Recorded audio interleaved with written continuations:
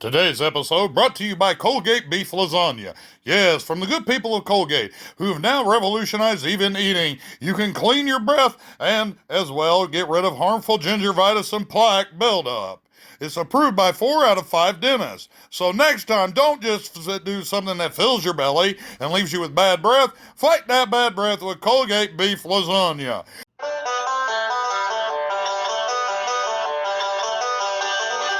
Welcome to Grandpa's Kitchen, starring Grandpa, Cousin Cletus, Cousin Elmo, and your host, J-Bob. And hi, welcome to Grandpa's Kitchen. I'm your country cousin and host, J-Bob. That's spelled Jack period B-O-B.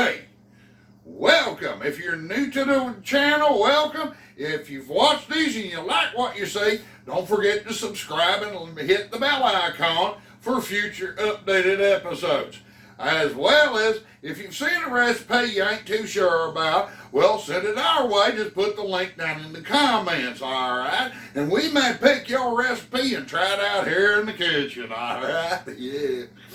Well, recap from the last episode. Grandpa and Cletus got out there and finally got the septic tank going. Sounds good to me, yeah.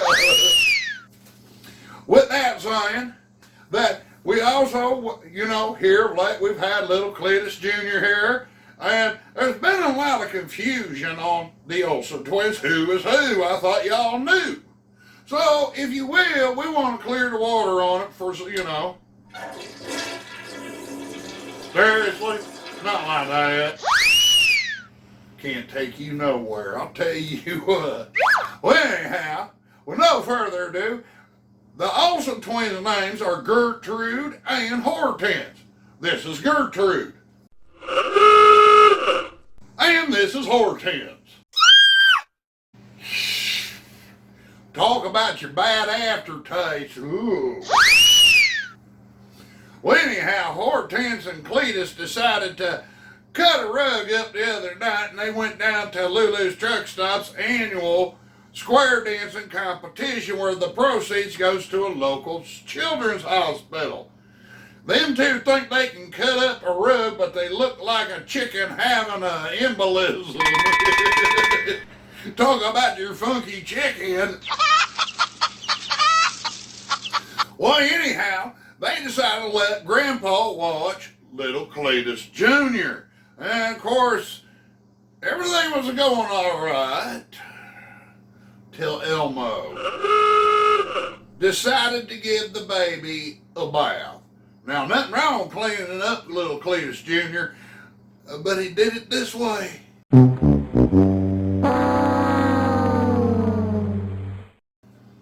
Leave it to Elmo, because that 5-gallon bucket he was using is also the one we used to slop the hogs with.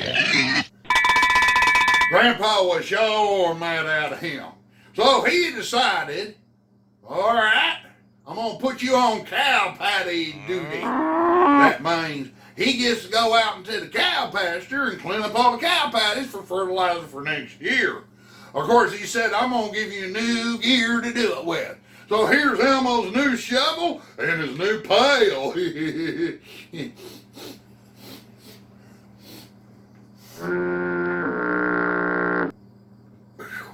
Y'all can clean this stuff up before you bring it in here.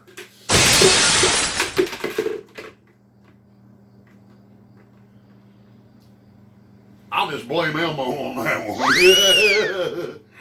Anyhow, today's episode, we're going to try out a new recipe, again from doing it cheap like we did in the last episode.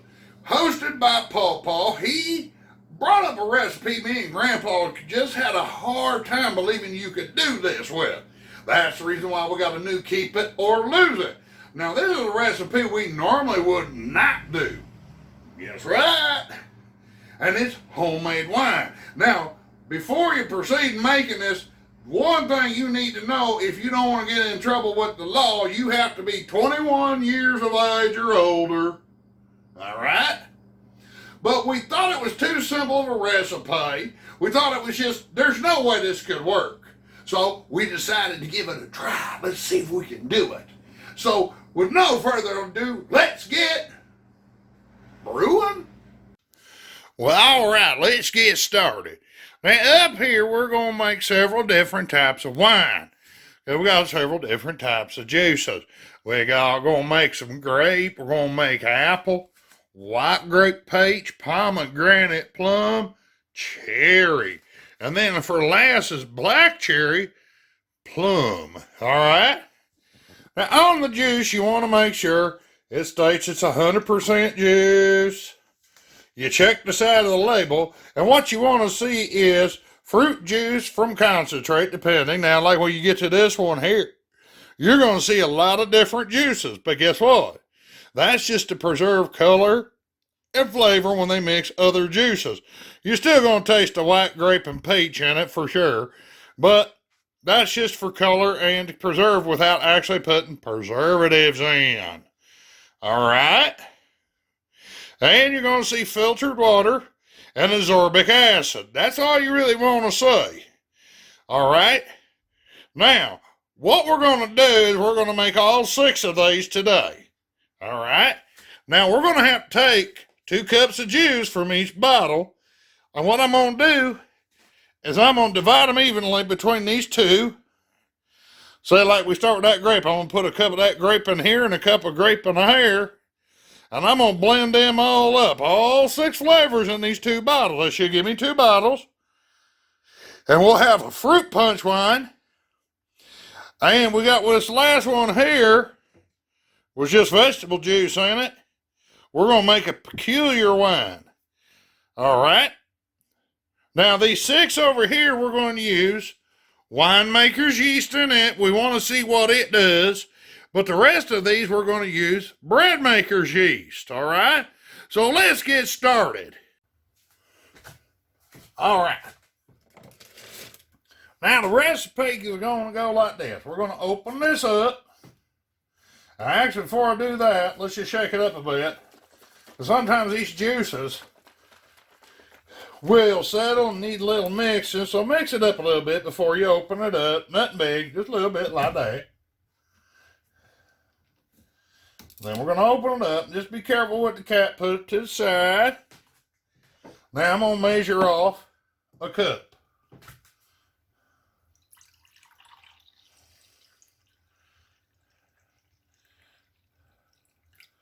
There goes 1 cup. It goes into the first jug.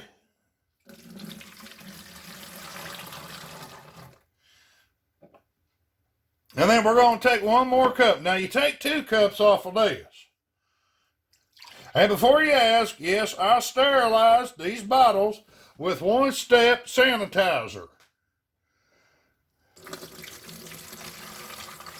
See, and seeing I already used these up before, I had to clean them out, but just soap and water, I didn't feel comfortable and not making sure that they ain't getting sanitized. All right, now, there are 2 choices we can use on the next step. I'm going to move this off to the side. We ain't going to need that no more. You can use bread maker's yeast, or you can use winemaker's yeast. It really doesn't make a whole lot of difference, except with this, you won't get as strong of an alcohol content as you would the winemaker's yeast. I just wanted to try it out and see what it does. Now, like I said, if I haven't said it, if I went off my first initial results, I would have flunked this if I hadn't known there was mistakes made on Paw-Paw's part and my part, because he didn't really want to clarify nothing. They're like, good Lord, son, you had 1 job. Just make sure we know all the rules. And that's what I'm going to do, is make sure you know all the rules. Now, one thing I'm going to do real quick. We're going to take a 1/4 teaspoon. I'm going to take it off my little tongue hair. Go ahead and put them back up. I don't need all that. Now, I got me a 1.5 cups of sugar. I'm going to take some of this winemaker's yeast, 1/4 teaspoon. And we're going to go heaping as best we can. Well, I couldn't really get it heaped, so we're going to just put not quite that much. What we're trying to do is get as close to 3/8 of a teaspoon. All right. Now I'm going to take this hair funnel and we're going to put 1.5 cups of sugar to 3/8 of a teaspoon of yeast and mix it right on in. Just pour it right on in.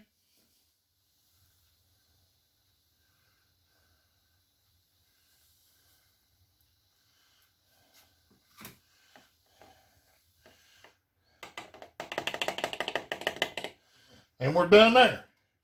Now, it's all in there. Look at how much, it went down here, but as soon as I start putting that sugar in, it starts raising up. What we want to do is leave all this room here. This is what we call head space. All right?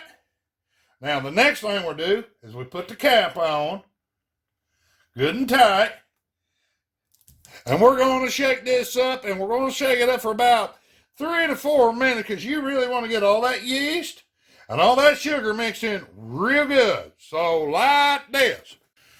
Well, all right, we got that all mixed up. Now the next trick is something Paw-Paw does not do. What we're going to do is take the cap off. And you can do this at the beginning of the process, but not later on, all right? Now what did we just do? We shook up all that juice, all that sugar, and all that yeast. It's all up in the cap. I don't know if you can tell that, but we need to clean that off. Take a wet paper towel and up against the threads and up in the cap, let's wash that off. But not just the cap, around the threads of the bottle and around the top of the lid. Treat it like you're hot bathing, canning.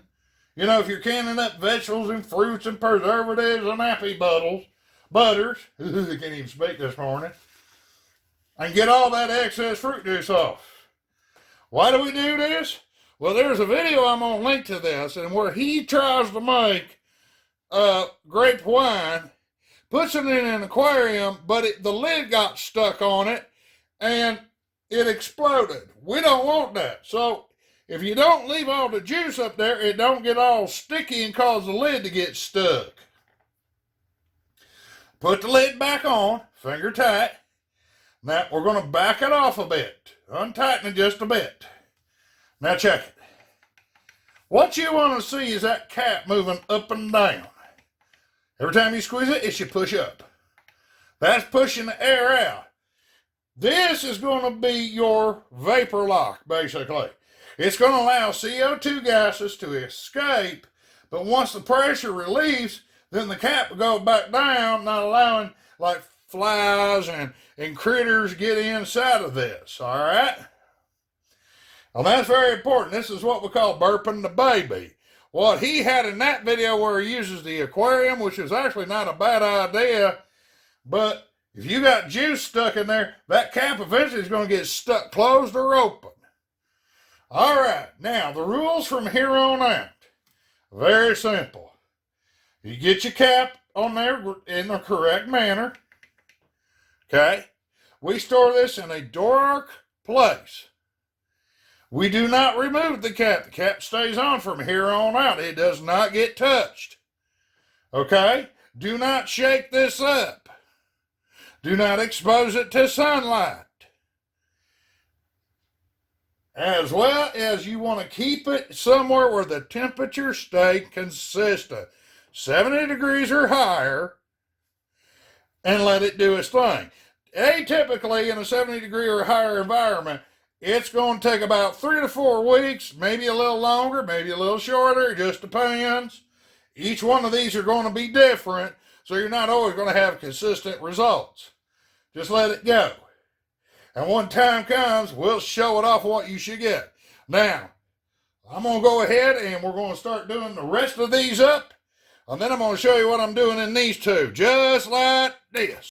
All right, now, here's our last one. Now, I've already made my fruit juice one that has all the different ones. This one is even more unique. I ain't got all those fruit juices. This is water.